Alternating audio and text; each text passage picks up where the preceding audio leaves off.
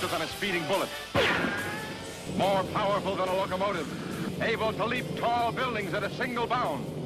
Look, up in the sky, it's a bird. It's a plane. It's...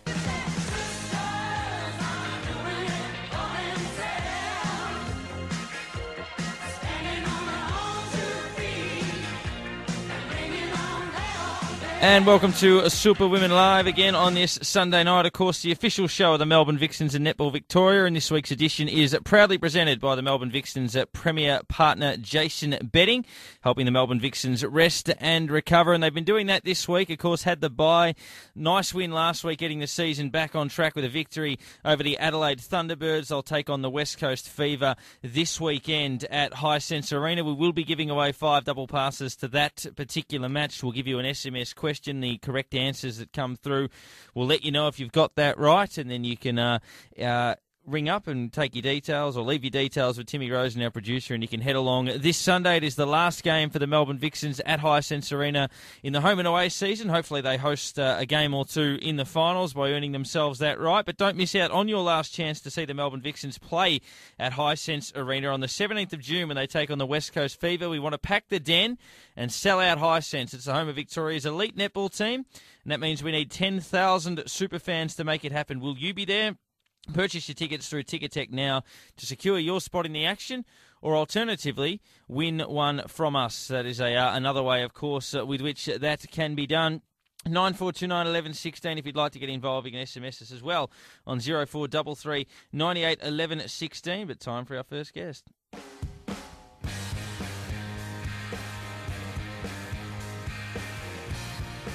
Time on Superwomen Live to check in with the captain of the Melbourne Vixens again. Of course, the girls resting up with their bye before a 3-week run into what we hope is a very rewarding finals campaign. Bianca Chatfield, of course, is the skipper of the Melbourne Vixens. Bianca, thank you for joining us. Not a problem. Now, big game last week, obviously, after a couple of defeats to get back on track against Adelaide. Second time you've beaten them this year, and obviously a very good sign because they look as if they're going to be a part of the finals action. And nice if you do meet up with them, which is every chance that you'll go into that matchup now full of confidence. Absolutely. It was a tough game. I guess we didn't start the way we wanted to, so there were a few warning signs for us in that first half. But full credit to the girls because we were able to really find that energy we'd been looking for the past few weeks and put it together in the last half and probably perform so much better in that last half than we had in the last 3 games. A good sign also in the sense that, as you said, 3 losses in a row and a bad start. If you're looking at confidence levels, it's obviously very hard to keep everyone up when things are starting to consistently roll the wrong way for whatever reason. And just a good sign for the mental resilience too, to be able to dig in those circumstances and find what you need to find with the changes and these sorts of stuff to get over the top of a very, very good side. Yeah, absolutely. I think that's what, no matter what sport you play or what kind of athlete you are, I think you're always grappling with the mental side of the game just as much as you are with the physical side of it. And, mentally it was tough. We were searching, we were trying to find the answers as to why we weren't performing. And, I still don't know exactly what it is that made us switch around in that last half and have that great success that we did. But I think it's the belief in each other as well that, sometimes when things aren't going well, you tend to internalise everything. And it's about, realising that you've got 11 other girls in the team that can help you if things aren't going your way. So, it's something that I think it was great to find in that last half. But I also think it's something that we'll keep working on and keep making sure that, we all believe in what our team's about. And going forward, that should help us in the finals. Now, I might be barking up the wrong tree here, but was it previous seasons used as any reference? Because I know sometimes it's hard to find reasons, but there are reasons there over history. Last year, obviously, with the Sherelle McMahon injury, sort of disrupted the season a little bit after what was a pretty good start for the Vixens, and then unfortunately got beaten by the Swifts in that last game when playing for a spot in the finals. And the year before, as reigning premiers, I think he might have won the first 4, and then unfortunately sort of hit a few little wobbles and unfortunately didn't make the finals. Was it mentioned at all that perhaps in the last couple of years good starts hadn't been capitalised on, and it was so important to make sure that you made the most of what was an even stronger start this time around? We haven't necessarily referred back to the last few years. For us, it's I guess the personnel in the team. Yep. The players have changed a lot as well. So there's only probably a handful of us that we've been around for the last couple of years and experienced those terrible times. So, yeah, we don't really reflect back on that, but we just kind of look forward and look at our opportunities that we have and the way the ladder is and the way everyone's placed at the moment. You know, we could finish first or we could finish fifth. Like, it's really tight. And so we just got to look at every game we've got next and make sure that we secure that as a win going into the finals. Because if we want to have a crack at this premiership and if we want to win this competition, we have to put ourselves in a good position. And ultimately, we can do that if we want it. It's just how much we really do want it.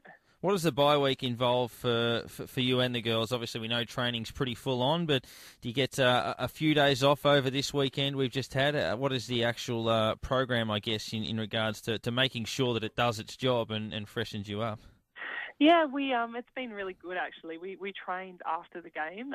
We had a session on Tuesday and Wednesday night, more so that we could, get together and reflect on the game. I think it's really important to do that. And then we went, basically had from Thursday through to Monday night, where we just had our own training program. We can all go off and do whatever we want to do. So some of the girls have headed up to Queensland for the sun. Some girls have gone home to their family, and pretty much just nice to be able to get away, have a bit of a break, still obviously train, but yeah, just be able to live a normal life for a weekend, which has been perfect that it correlates to the long weekend as well. Is it more important from a physical or a mental sense? We know the longer seasons go on, people naturally are sore. They're carrying various little niggles that you just can't get over because you're training and playing all the time. Is it better in regards to sort of loosening up in that regard, or is it just that mental ability to just relax for a couple of days knowing what you've got coming up? Definitely think both. I think we all found that by the time we got to our bye week, we were all starting to get colds and coughs and, just little things like that where your body just obviously needs some time out. So it came at a really good time for us, but it also came on the back of some great momentum that we just started. So, it is what it is. We've had our bye now, and now I guess we start the week ready to go and preparing for our game against the Fever. Do you, obviously, as captain, obviously a lot of it has got to do with opposition analysis, and a lot of players will do that as well. Are you someone that watches a lot of netball when you're not playing? Would you have watched, obviously, big games today, Adelaide, Queensland, which shapes up who makes the finals and who doesn't, with Adelaide winning that, and even the Swifts getting up last minute over Fever, and look, had they have lost that, they would have been unlikely to make it. Are you someone that sort of likes to keep a close eye on these other matches? I keep a close eye on the results. I didn't watch any of the games today. I kind of do like to tune out and really sit in front of the TV for 4 hours and watch netball.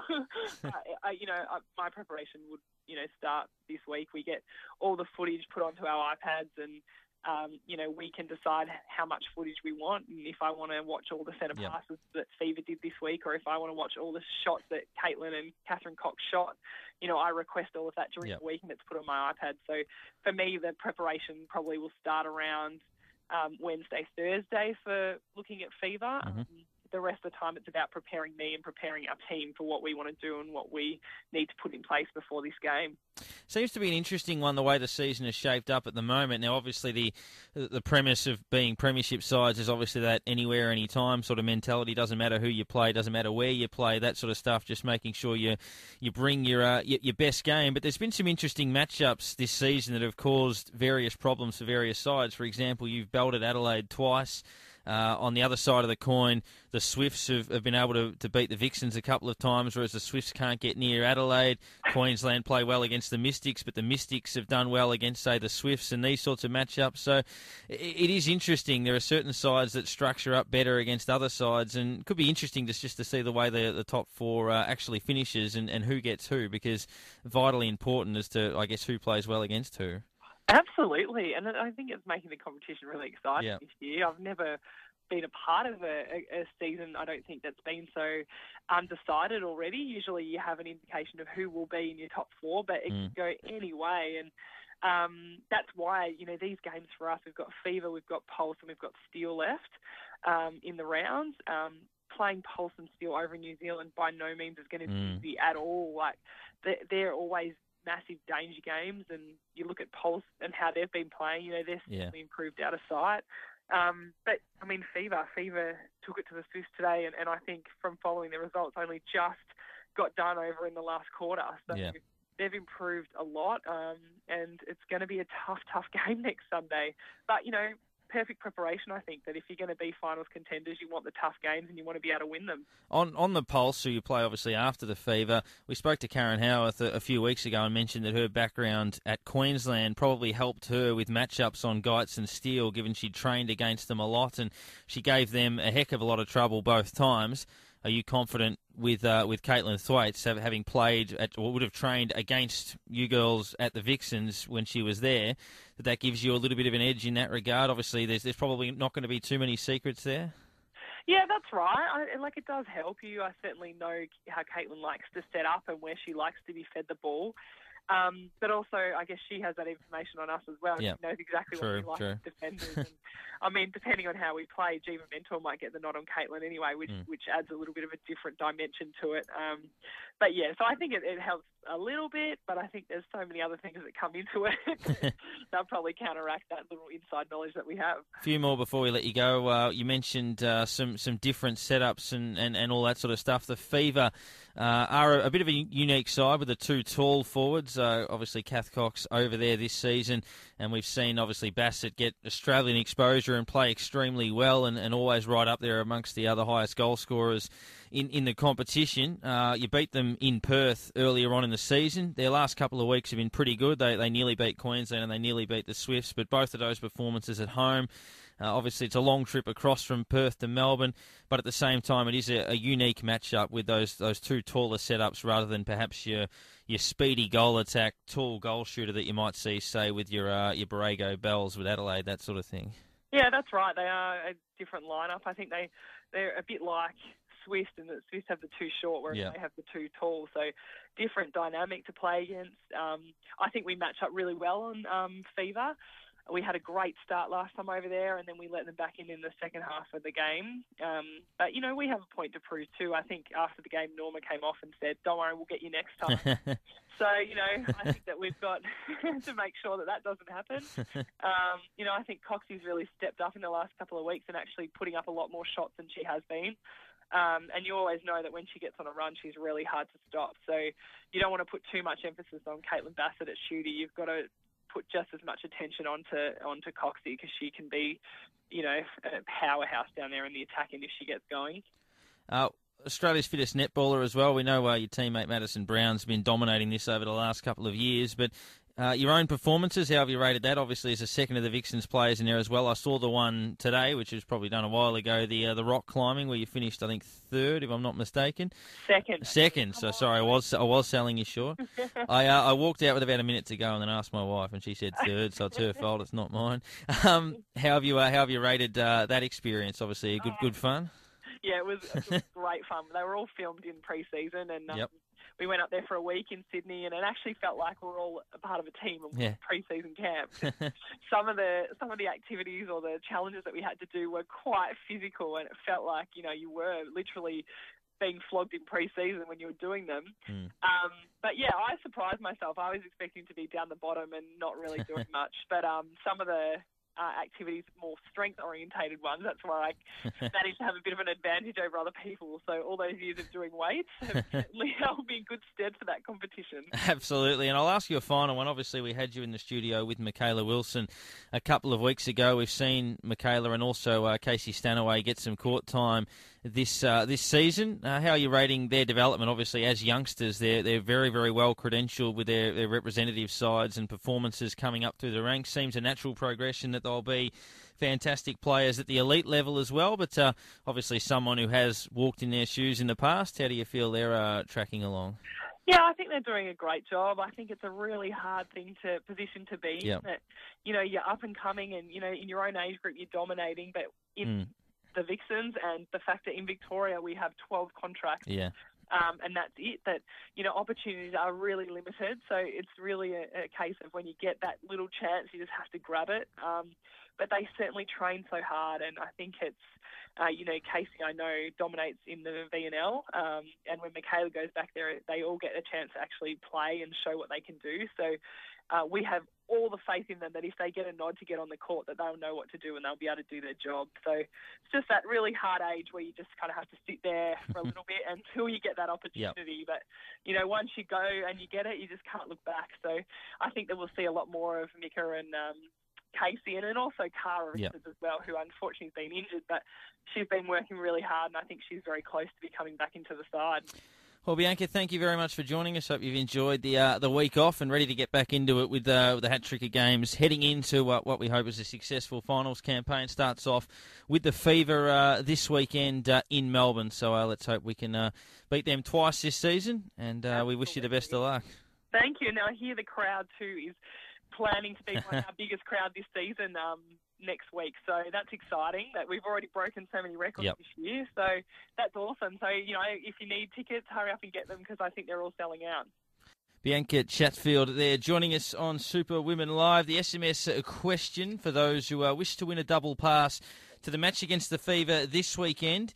It is at Hisense Arena. Now, tickets to be collected from the stadium on game day if you are victorious. So just quickly off the SMS, Scottish Joe, one of our favourite SMSs, says, Bianca Chatfield, an inspirational leader, go Vixens. Certainly is. She's a wonderful captain, no doubt about that. But question, and we've given it away a little bit in this interview and the next one we're about to do with Sarah Wall, but Melbourne Vixens have 3 opponents before the finals. SMSs 0433 98 11 16. Who are those 3 opponents? You don't have to get the order. Just tell us the 3 opponents that the Melbourne Vixens play between now and the end of the season. Who are the 3? So give us basically the names of those opponents. For example, Central Pulse, Queensland Firebirds, West Coast Fever, Adelaide Thunderbirds, whatever it may be. So give us the 3 teams off the SMS 0433 98 11 16. If you are accurate, then we will let you know, and you can give us a call on 9429 11 16 and confirm your details for attendance at the game this Sunday. 12 midday start, Hisense Arena v the West Coast Fever. We'll take a break. Sarah Wall with us after this. Welcome back to Sports Overdrive, Super Women Live, all a part of that on 11:16 SEN, talking all things Melbourne Vixens. Netball in Victoria invites you to a No Limits Leadership Breakfast with guest presenter Carol Fox. Join other leaders within netball in your community in this relaxed, informative and fun breakfast. Events in Geelong, Melbourne and the beautiful Terrelgan down in Gippsland. These events throughout June. Go to Netball Victoria, so netballvic.com.au. for more info and to purchase your tickets to this event. Now, we did throw the question out before the last break. Who are the Melbourne Vixens' next 3 opponents? Got 5 double passes to give away. Plenty of answers. The first 5 responses are through. Give us a call, the following people. You've won a double pass. You collect it from the ticket collection window at the venue by quoting your name, but ring us up to confirm your details. Danielle has given us an SMS number ending in 114. Danielle has correctly guessed Fever, Pulse and Steel, which is quite correct. So, Danielle, give us a call. Cameron in Brunswick, number ending in 306. Cameron in Brunswick, number ending in 306. Give us a call as well. Pete from Cheltenham, number ending in 424. You're also correct. Pete from Cheltenham, number ending in 424. We also have Stevie from Wallen. Number ending in 856, Stevie from Wallen. You are also correct. Give us a call as well. And also we have Warren in Kilmore. Warren in Kilmore, number ending in 752. You can give us a call as well. Those 5 people are correct. So 9429 11 16 is the number if you would like to get involved. Mark from Scoresby says, Darren, I've noticed tonight with the new studio, both yourself and Finey sound different. Can you elaborate? Is that good? Is that bad?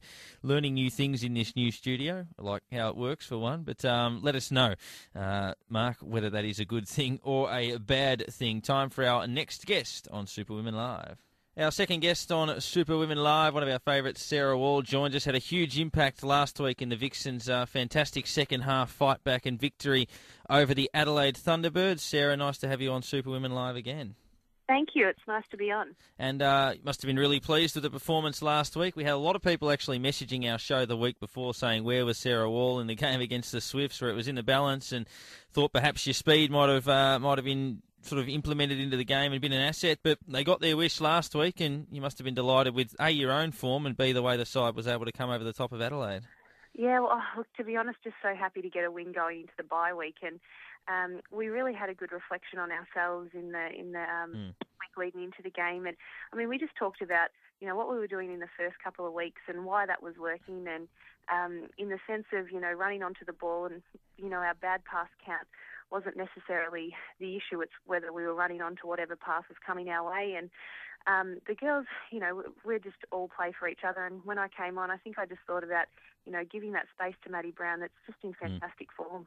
You mentioned that speed and coming onto passes. Adelaide are regarded by a lot of people as one of the best mid-court pressure teams in the league, so you must have been pleased that you were able to fight your way through their defensive setups as well, because they can be a really hard side to work through.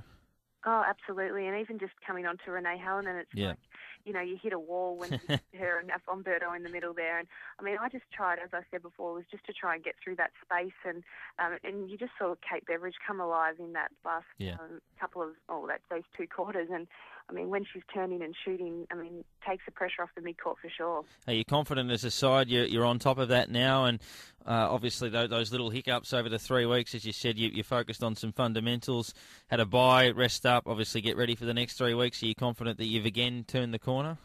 Oh, yeah. See, I never lost the confidence there in those 3 weeks. I think those things come up, and it's probably good for us to have a bit of reflection time during the season, and we're ready to spark back up and lead into the last couple of games, which will be really, really tough. And now it just gives us a bit of variety. There's a bit of movement in defence end as well, and it shows that our shooters are in a bit of form. So, yeah, good times ahead. Well, Kate Beveridge playing against her old side, of course, was a key part of some really good Adelaide sides. But as you said, and a lot of people have mentioned this as well, just some unbelievable shooting in the second half from long range, amazing accuracy, and showing when she's on. Obviously, she's got a unique style. She shoots, she's got those loopy sort of shots. But when she's on, she's extremely accurate. Yeah, she is. And Kate, once she hits those first couple of shots, and I think she gets the eye in, it's just look out for the opposition. But you see Karen Howard as well. I mean, when she's the same when she gets on, and she's had some brilliant performances this year. And even Tegan Caldwell, I mean, she was a bit underrated, I think, on the last game, but she works so hard, and she's such a target. And I always feel really, really confident giving it to Tegan on the run, and she just does that baseline drive beautifully. But, I mean, a girl we haven't seen is Ash Howard, and she at training, I was actually thinking there's a big chance for her to go on last week, because she was just didn't miss a shot. She's really lifted at training. So, I mean, you can never sort of turn your eye on her either, because, we might even see her in the next couple of games. Absolutely. Had Bianca Chatfield on a few minutes ago as well, and posed these questions to her. How's the bye week been for you? We know obviously players get a little bit of a rest time and recovery. How have you spent the few days off before getting back into it?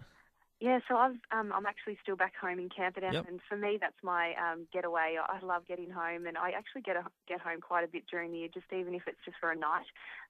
Get home and just get in front of the fire, and I love doing my training in the country area, and I use the Camperdown football oval up there and do all my efforts. But a few girls have got away, and I think everyone's really well experienced with what they can do and what their body and what they mentally need to do in that bye week. And Julie and Eloise were very confident in sending the girls off to do what's best for them, and for me, home's best for me.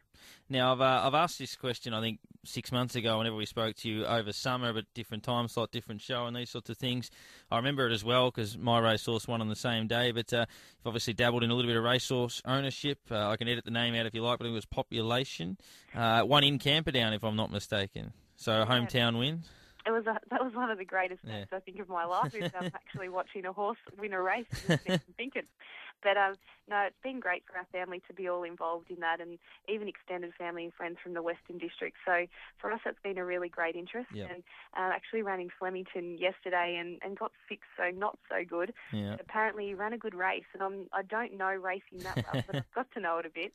But what I'm finding is it's just really bringing great fun and happiness to a lot of people down this way. Well, that's obviously, I mean, he's getting to the top level. If he's running Camperdown and now he's running at Flemington, I think sixth is not a bad effort when you're going from winning it at, say, that sort of level, at a country sort of level, and then getting up to the big dance at Flemington. So I think some really encouraging signs. I'm hoping my horse can can venture into the city. So I think that's really encouraging that he's up in the big smoke as well. From a physical point of view, how are you feeling? Obviously, leading into a bye week, we know it's an intense period to come with 3 weeks plus finals. Players are usually feeling the pinch a little bit at this stage of the season. How's everything going with you?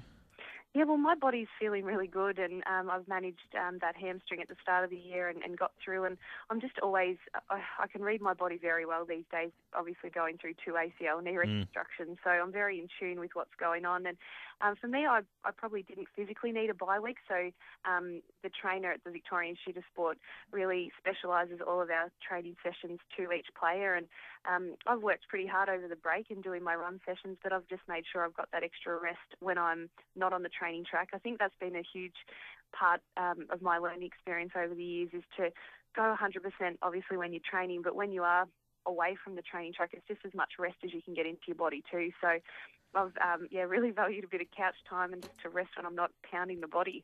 Been a fantastic season from an overall sense. I know we've discussed this a lot, but the improvement in a lot of sides, we've mentioned it, but we also spoke about how there's 6 sides in contention for those 4 spots. We know that at the moment the Swifts are 4th, but you've got the Magic 5th and Queensland 6th, and a lot of times in recent seasons we've known who was going to finish in the top 4 for most of the season, but now you've got those 2 sides just outside that are dangerous, and you know that if the Magic and Queensland make the finals, they're going to be a very hard side to stop, and even the Pulse of, whilst they can't make the finals, have certainly improved heaps this year as well. Yeah, absolutely. And just watching all the games today, I tuned in and had a really good look at Fever and Swifts, obviously, because we're up against Fever next week. But the Swifts have got just a totally different style of game to what we've ever seen before. Yeah.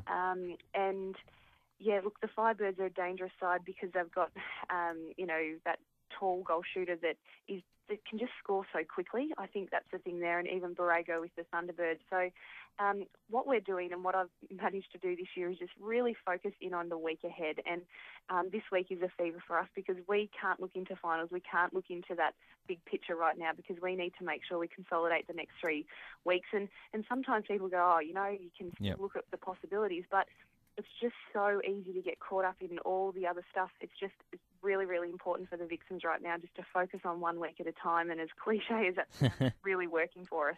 Now, I posed this question to Bianca as well. Are you someone who generally will watch games? I know you mentioned you watched the matches today. Are you someone that will watch games when the Vixens aren't playing? Do you like to sort of just tune out and recover during those times, or will you usually watch the other games played that weekend? No, I watch a lot of games during the week as well. And I mean, it's not, for me, a mental rest is not really what's so much required. It's really just, just doing what I love. And I just love the game of netball, to be honest. I actually enjoy it. And I mean, when I am sitting there on the sidelines, I'm watching my position so closely. So if I do get that call up to come on, I've got to be like I'm in the game. So I guess I see watching today, watching the Fever play is just getting a little bit of, information and putting it in your pocket and thinking about it when you get onto that court. So, yeah, to me, it's not an effort to sit there and watch a game. I actually really enjoy it, and I think about what can I use so when I get on I can, use that information. Now, final game of the season before finals, of course, the Vixens have still got a couple of boxes to tick just to make sure they'll make it, and we're confident, obviously, you'll do that with hopefully victories over the Fever and the Pulse. But a lot of people talk about Invercargill with the Southern Steel play as one of the most difficult environments to play sport. The crowd is so intense and just a fortress they protect extremely well. Going into that last game, hopefully your finals position is secured, but it's a really good lead-up for the girls as well to get that almost finals-like atmosphere. You're playing in an intense cauldron right before the final starts, which might actually be a blessing. Yeah, well, I love it. I love a New Zealand crowd. But I tell you what, our Melbourne crowds have been that loud. Yeah. It's almost like playing in New Zealand. So we'll be used to that. But as you said, it'll be just another great experience to have. And I actually remember playing when I was up with the Firebirds in Invercargill, and I think we were the first Australian team to win over there, if I can remember correctly. And, yeah, that was true, yep. And from my experience, I loved it. It's just people that are passionate about the game, and people talk about umpiring and calls, but at the end of the day, you make your own luck, and we've got to really make sure we hit our starts so that we can get a really strong lead, that whatever happens leading into the last quarter, that we're really in control of it. And 2 final questions. I know I may have asked you this, but I don't think I have. I've asked most of the girls. We usually just do this as a means of introduction. Have you got or who do you follow in the AFL? Have you got an AFL side? Yeah, so I follow the Cats. Okay, very good. So it's been a nice time over the last few years. So hopefully they can fire one more shot this year. And just finally, obviously, good opportunity. Would you like to give the fashion label a plug and how people can find out more information in regards to Genie Boy? Oh, Genie Boy, my netball accessory range. Well, it sort of takes a bit of a backseat during netball season, but as much as that's the case, I'm posting out orders and interacting with all of the readers through Facebook and Twitter, and I really love that. But so it's actually really popular at the moment with the chill boots because it's getting winter and people are getting cold toes. But the coaching tips have been really popular, and just recently, I guess, with coaches giving them to their young players, and I honestly just get excited when I ever see Genie Boy products out and about. So for me, just two passions balancing beautifully at the moment. Fantastic, and let's hope the Melbourne Vixens can roll on over the last few weeks. Sarah, it's always a pleasure to chat to you. Hopefully we can speak to you again soon, and good luck for the Fever and then the coming few weeks as well.